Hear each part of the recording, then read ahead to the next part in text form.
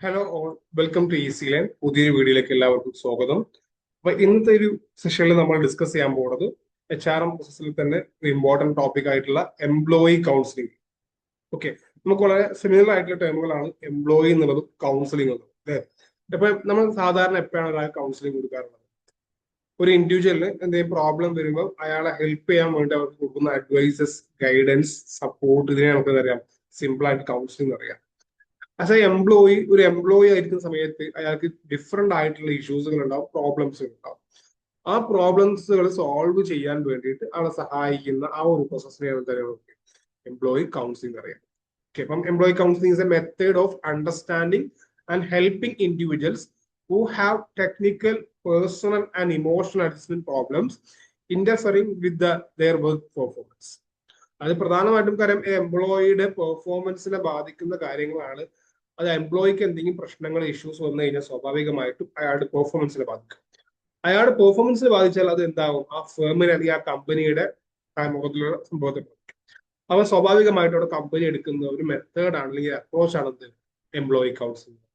Employee face ചെയ്യുന്ന problems, ഏതൊക്കെ തരത്തിലുള്ള പ്രോബ്ലംസുകൾ ഉണ്ടോ, ആസ് എ ഇൻഡിവിജ്വൽ എന്ന രീതിയിൽ എംപ്ലോയി ഫേസ് ചെയ്യുന്ന എന്തൊക്കെ പ്രോബ്ലംസ് ആവാം. ചിലപ്പോൾ ടെക്നിക്കൽ പ്രോബ്ലംസ് ആവാം, ചിലപ്പോൾ പേഴ്സണൽ പ്രോബ്ലംസ് ആവാം, ചിലപ്പോൾ ഇമോഷണൽ പ്രോബ്ലംസ് ആവാം. അപ്പൊ ഇവയെ കൃത്യമായിട്ട് മനസ്സിലാക്കി ആ ഒരു പ്രശ്നങ്ങൾക്ക് സൊല്യൂഷൻ പറഞ്ഞു കൊടുത്ത് ആ എംപ്ലോയിയുടെ വർക്ക് പെർഫോമൻസ് ഇൻക്രീസ് ചെയ്യാനുള്ള, അല്ലെങ്കിൽ അതിന്റെ ആ ഒരു എംപ്ലോയിയുടെ എഫക്റ്റീവ്നെസ് ഇംപ്രൂവ് ചെയ്യാനുള്ള ഒരു സപ്പോർട്ടിംഗ് മെത്തേഡാണ് ശരിക്കും counseling are. So also counseling is described as the help provided by the supervisor to the subordinates in analyzing their performance and other behaviors on the job in order to improve their performance. നേരത്തെ പറഞ്ഞ അതേ സംഭവം തന്നെയാണ് അവിടെ. ആ ഒരു എംപ്ലോയിയുടെ performance improve ചെയ്താൽ മാത്രമേ എന്തുണ്ടാവുള്ളൂ, കമ്പനിക്ക് അതിൻ്റെതായ രീതിയിലുള്ള പ്രോഫിറ്റിലൂടെ കമ്പനിയുടെ ഒരു ഗോളിലോട്ട് എത്താൻ പറ്റും. So counseling is also used sometimes in the sense of coaching and reviewing on performance. ചില സമയങ്ങളിൽ നമ്മൾ പറയുന്ന പോലെ ഒരു കൗൺസിലിംഗ് സെറ്റിംഗിൽ പറയുന്ന പോലെയുള്ള ഒരു പ്രോപ്പർ കൗൺസിലിംഗ് ആയിക്കോണമെന്നില്ല. അവിടെ ഒരു coaching, sense of coaching and reviewing on one's performance ആവാൻ ചിലപ്പോൾ.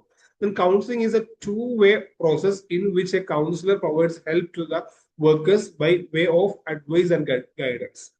ഇതൊരു ടു-വേ പ്രോസസ് ആണ്. നമുക്കറിയാം കൗൺസിലിംഗ് പറഞ്ഞാൽ അവിടെ ഒരു ക്ലയന്റ് ഉണ്ടാവും, അതിൽ കൗൺസിലർ ഉണ്ടാവും. ഈ കൗൺസിലറും ക്ലയന്റും തമ്മിലുള്ള ഒരു ഇന്ററാക്ഷൻ സാധിക്കുന്നത് നടക്കുന്ന ഒരു സംഭവമാണ് കൗൺസിലിംഗ് ആണ്.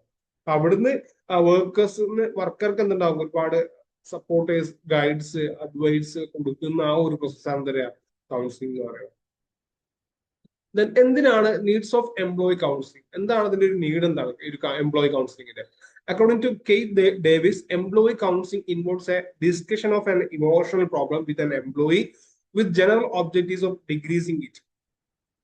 അതിനൊരു പ്രധാനമായിട്ടുള്ള ഒബ്ജക്റ്റീവ് എന്താണ്, ജനറൽ ഒബ്ജക്റ്റീവ് എന്താണ്, ഇമോഷണൽ പ്രോബ്ലംസിനെ ഡിസ്കസ് ചെയ്ത് ആ ഇമോഷണൽ പ്രോബ്ലംസിനെ ഡിക്രീസ് ചെയ്യുക എന്നുള്ളതാണ് ഒരു ജനറൽ ഒബ്ജക്റ്റീവ്. ഒരു സ്പെസിഫിക് ഒബ്ജക്റ്റീവ് പോകുന്ന സമയത്ത് there is a need for the employees to come out from the problems, gives a new way to deal with the problems. ആൾക്ക് ഒരു പ്രോബ്ലത്തെ സോൾവ് ചെയ്യാനും ആ പ്രോബ്ലത്തിന് പുതിയൊരു ഒരു മെത്തേഡ് അല്ലെങ്കിൽ പുതിയൊരു അപ്രോച്ച് ചെയ്ത് പുതിയൊരു ശൈലി, പുതിയൊരു ഹാബിറ്റ് ഒക്കെ പറഞ്ഞു കൊടുക്കാനൊക്കെ വേണ്ടിയുള്ള ഒരു സംഭവം. Then the employees need to know as to how much the employer care for the employee. ഇപ്പൊ കൗൺസിലിംഗ് കൊടുക്കുമ്പോഴേക്കാരും എംപ്ലോയർ എത്രത്തോളം എംപ്ലോയിയെ കെയർ ചെയ്യുന്നുണ്ടെന്ന് വരെ മനസ്സിലാക്കാൻ പറ്റുമല്ലോ. Then there is also need to identify the work related problems and the poor performance. അവിടെ ആ ഒരു എംപ്ലോയിയും വർക്കും തമ്മിലുള്ള ഒരു പ്രശ്നം ഉണ്ടാവും. ചില ആൾക്കാർക്ക് ഒരു സ്വാഭാവികമായിട്ടും അയാളെ കൊണ്ട് ഹാൻഡിൽ ചെയ്യാത്ത വർക്കൊക്കെ ഉണ്ടായിട്ടുണ്ടാവും, അല്ലെങ്കിൽ ഈ ഒരു ഫീൽഡ് അയാൾക്ക് പറ്റുന്ന സംഭവം ഉണ്ടാവാം. അതുപോലെ തന്നെ അത് സ്വാഭാവികമായിട്ടും അയാളുടെ പുവർ പെർഫോമൻസ് അവിടെ കാണിക്കും. അപ്പൊ അതൊക്കെ ഐഡന്റിഫൈ ചെയ്യാൻ എന്താവും, ഇത്തരത്തിലുള്ള കൗൺസിലിംഗ് നമ്മൾ സഹായിക്കും. There is a need to increase the productivity of employee and the confidence about the work. ഈ കൗൺസിലിംഗിലൂടെ എംപ്ലോയിയുടെ പ്രൊഡക്ടിവിറ്റി ഇൻക്രീസ് ചെയ്യാനും അതുപോലെ തന്നെ ആൾക്ക് കോൺഫിഡൻസ് ഉണ്ടാക്കാനൊക്കെ എന്താവും ഇത് പറ്റുന്നതാണ്. വാട്ട് ആർ ദ ഒബ്ജക്റ്റീവ്സ്, എന്തൊക്കെയാണ് ഒബ്ജക്റ്റീവ്സ്? നോക്കിയാൽ ഇഷ്ടം പോലെ ഒബ്ജക്റ്റീവ്സ് ഉണ്ട്. നമുക്കറിയാം സ്വാഭാവികമായിട്ടും ഒരു കൗൺസിലിംഗ് എന്തൊക്കെയാണ് ഒബ്ജക്റ്റീവ്സ് ഉണ്ട്, അതൊക്കെ ഇവിടെ ഉണ്ടാവും.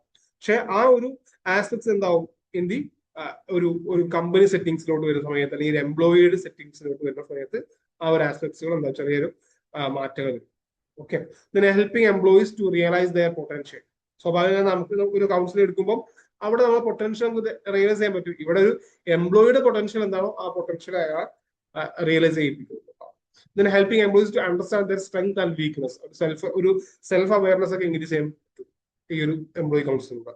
Providing employees an opportunity to acquire more insight into their behavior and analyze the dynamics of such behavior. അയാളെ കുറിച്ചിട്ടുള്ള ബിഹേവിയറിനെ കുറിച്ചിട്ടും അയാളെ ബിഹേവിയർ ഡൈനാമിക്സിനെ കുറിച്ചിട്ടൊക്കെ എന്താണ് ഒരു കൃത്യമായിട്ട് ഒരു ഇൻസൈറ്റ് അയാൾക്ക് എന്താണ് കിട്ടാൻ പറ്റും.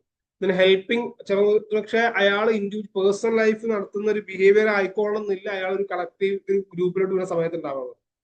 അപ്പൊ അവിടെ അത് കൃത്യമായിട്ട് അനലൈസ് ചെയ്യാൻ എന്തുകൊണ്ട് എങ്ങനെ വരുന്നു, എന്തുകൊണ്ട് ഈ ബിഹേവിയർ ചെയ്യുന്നു എന്നൊക്കെ കൃത്യമായിട്ട് അനലൈസ് ചെയ്യാൻ അതിനൊരു കൃത്യമായിട്ട് ഇൻസൈറ്റ് കിട്ടും. പിന്നെ helping employees to have better understanding of the environment, ആ എൻവയോൺമെന്റിനെ കുറിച്ച് കൂടുതൽ മനസ്സിലാക്കാൻ പറ്റും. അതുപോലെ increasing personal and interpersonal effectiveness through effective feedback. സ്വാഭാവികമായിട്ടും ഈ കൗൺസിലിംഗ് കൂടെ ഒരു എഫക്റ്റീവ് ഫീഡ്ബാക്ക് കൊടുക്കുമ്പോൾ തന്നെ അവിടെ ഒരു ഇന്റർപേഴ്സണൽ എഫക്റ്റീവ്നെസ്സും അതുപോലെ തന്നെ പേഴ്സണൽ എഫക്റ്റീവ്നെസ്സും ഇന്റർപേഴ്സണൽ എഫക്റ്റീവ്നെസ്സും ആവും അതിലൂടെ ഇൻക്രീസ് ചെയ്യാൻ പറ്റുന്നതാണ്. Encouraging employees to set goals for further improvement.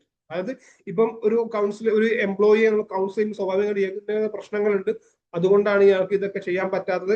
അപ്പൊ അയാൾക്ക് ലൈഫിൽ ഒരു ഗോളൊക്കെ സെറ്റ് ചെയ്യാനുണ്ടാവും. ഇത്തരത്തിലുള്ള കൗൺസിലിംഗ് അയാളെ എൻകറേജ് ചെയ്യും. സ്വാഭാവികമായിട്ടും അതെന്താവും അയാൾക്ക് അയാളുടെ പൊട്ടൻഷ്യൽ കറക്റ്റ് റിയലൈസ് ചെയ്യാനും അത് പൊട്ടൻഷ്യലിലോട്ട് എത്താനൊക്കെ അയാൾക്ക് പറ്റും. സ്വാഭാവികമായിട്ടും കമ്പനിക്ക് അവിടെ എന്തുണ്ടാവും ആ രീതിയിലുള്ള ഇംപ്രൂവ്മെന്റ്സുകൾ ഉണ്ടാവും. Providing employees an atmosphere for sharing and discussing their tension, conflicts, concerns and problems. ഇങ്ങനെ ഒരു എന്താ പറയാ ഒരു കൗൺസിലിംഗ് സംഭവം അവിടെ ഉണ്ടാകുമ്പോൾ സ്വാഭാവികമായിട്ടും അത് എംപ്ലോയിയെ സംബന്ധിച്ച് ഭയങ്കര ഒരു കംഫർട്ടബിൾ ആയിരിക്കും. കാരണം ഇത്തരത്തിലുള്ള കാര്യങ്ങൾ കോൺഫ്ലിക്റ്റ് ആയിട്ട് ടെൻഷൻ ആയിട്ട് ഷെയർ ചെയ്യാനുള്ള ഒരു സംഭവം കൂടി ഇവിടെ ഉണ്ട് എന്നുള്ളതും അത് പ്രൊവൈഡ് ചെയ്യുക എന്നുള്ളതാണ് തന്നെ ഒബ്ജക്റ്റീവ്, ഈ ഒരു എംപ്ലോയി കൗൺസിലിംഗ് മറ്റൊരു ഒബ്ജക്റ്റീവ് ആയിട്ട്. ദെൻ ഇനി നിങ്ങൾ എംപ്ലോയീസ് കൗൺസിലിംഗ് ടൈപ്സുകൾ നോക്കുമ്പോൾ സാധാരണ എല്ലാ ടൈപ്സുകൾ തന്നെയാണ് ഇവിടെ നമ്മൾ directive counselling, non directive counselling and cooperative counselling, participative counselling. Directive counselling എന്ന് പറഞ്ഞു കഴിഞ്ഞാൽ കൗൺസിലർക്കായിരിക്കും അവിടെ പ്രധാനമായിട്ട് റോൾ ഉണ്ടാവുക. Okay, counsellor have a key role എന്നുള്ളതാണ് ഇത് ഡയറക്റ്റീവ് കൗൺസിലിംഗ് കൊണ്ട് ഉദ്ദേശിക്കുന്നത്. ഇവിടെ കൗൺസിലർ ആയിരിക്കും എന്തുണ്ടാവുക, കൗൺസിലർക്കായിരിക്കും പ്രധാന റോൾ ഉണ്ടായിരിക്കും. ആൾ ഡയറക്റ്റ് ചെയ്യും, ആൾ ഒരു കാര്യങ്ങൾ പറഞ്ഞു കൊടുക്കും. ഇവിടെ എംപ്ലോയി അല്ലെങ്കിൽ ക്ലയന്റ് ആയിട്ടുള്ള എംപ്ലോയി എന്തായാലും അവിടെ ഒരു ലിസണിങ് സ്റ്റേജിലായിക്കാരം.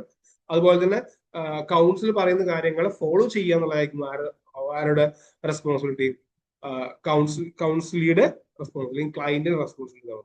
പ്രധാനമായിട്ടും ഫീച്ചേഴ്സ് നോക്കുകയാണെങ്കിൽ കൗൺസിലർ ലീഡ് സെഷൻ, കൗൺസിലർ ആയിരിക്കും ആ സെഷൻസ് മൊത്തം ലീഡ് ചെയ്യുന്നുണ്ടാവുക. അതുപോലെ തന്നെ ക്വിക്ക് ഡിസിഷൻ മേക്കിംഗ് ഉണ്ടാവുക അവിടെ. അത് പ്രധാന ഒരു എന്താ പറയാ ക്വിക്ക് ആയിട്ടുള്ള ഡിസിഷൻ മേക്കിംഗ്. കാരണം ഇതൊക്കെയാണ് പ്രശ്നങ്ങൾ പറഞ്ഞു കൊടുക്കുന്നു, പെട്ടെന്ന് ഡിസിഷൻ മേക്കിംഗ് നടത്തുന്നു. ദെൻ അതുപോലെ തന്നെ പെട്ടെന്നുള്ള അർജന്റ് ആയിട്ടുള്ള പ്രശ്നങ്ങൾ അല്ലെങ്കിൽ ഒരു ടെക്നിക്കൽ ഇഷ്യൂസ് വരികയാണെങ്കിൽ അവിടെ ഏറ്റവും സൂട്ടബിൾ എന്തായിരിക്കും ഈ ഡയറക്റ്റീവ് കൗൺസിലർ. കാരണം എക്സ്പീരിയൻസ് ഒക്കെ ഉള്ള അല്ലെങ്കിൽ ഇതിനെക്കുറിച്ച് അറിയുന്ന ഒരു കൗൺസിലർ ആണെങ്കിൽ പെട്ടെന്ന് എന്താവും ഡിസിഷൻ കിട്ടുന്നതാണ്. അതുപോലെ ഇവിടെ advices and instructions are given directly എന്നുള്ളതാണ്. ഡയറക്റ്റ് ആയിട്ട് തന്നെ ആ ഒരു അഡ്വൈസ് കൊടുക്കുക എന്നുള്ളതാണ്. ഇപ്പൊ ഉദാഹരണം പറയുകയാണെങ്കിൽ ഒരു എംപ്ലോയി ലേറ്റ് ആയിട്ട് വരികയാണ്, ഇപ്പൊ സ്വാഭാവികമായിട്ടും അടുത്ത കൗൺസിലർ എന്താവുകയാണ്, കൗൺസിലർ അല്ലെങ്കിൽ ആ ഒരു സൂപ്പർവൈസർ എന്താവുകയാണ്, സൂപ്പർവൈസർ അയാളുടെ അറ്റൻഡൻസ് റെക്കോർഡൊക്കെ ചെക്ക് ചെയ്യുമ്പോൾ അയാൾ ഒന്നും ഡയലി ലേറ്റ് ആയിട്ടാണ് വരുന്നത്.